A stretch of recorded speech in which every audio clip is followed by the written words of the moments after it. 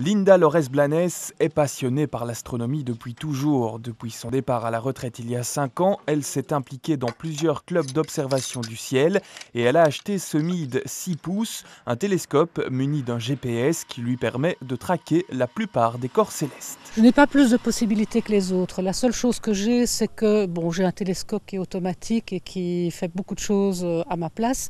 Mais les amis qui ont des télescopes, je vous dirais plus manuels, font d'aussi belles choses que moi. Et leur plaisir à eux, c'est de chercher, de trouver. Mon plaisir à moi, c'est plutôt d'observer. On peut observer en journée le soleil avec un filtre solaire. Le soir, les planètes, le ciel profond, les étoiles, les nébuleuses,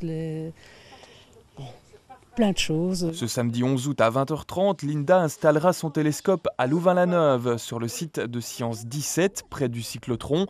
C'est là que le club Astro de Louvain-la-Neuve et l'Astroclub Vega de Gembloux prendront place pour la Nuit des Étoiles, un événement gratuit ouvert au public. C'est une observation publique. Chaque année, nos clubs font des observations publiques au moment des étoiles filantes parce que c'est quelque chose qu'on aime partager. Et en plus d'observer les étoiles filantes, on aura évidemment nos télescopes braqués sur le ciel pour voir d'autres objets dans le ciel. Ce sont aussi des moments où des gens se demandent s'ils n'entreraient pas dans un club, ou bien viennent nous demander des conseils pour l'achat d'un instrument. Et voilà, les clubs servent aussi à ça. Les personnes intéressées pourront donc s'initier à l'astronomie en observant le système solaire notamment, ou encore, et c'est plus rare, en découvrant la radioastronomie, c'est-à-dire l'observation du ciel via les ondes radio.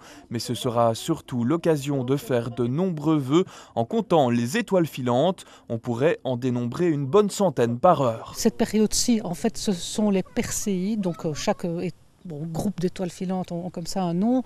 On va observer les Perséides parce qu'on aura l'impression qu'elles viennent de la constellation de Persée.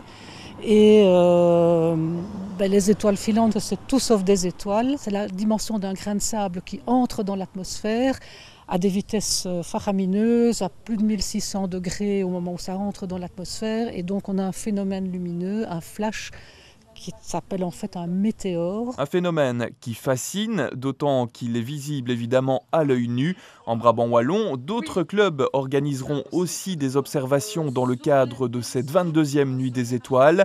Le chemin des étoiles à Opin, ce vendredi soir et samedi à 22h à l'école du Grand Frêne.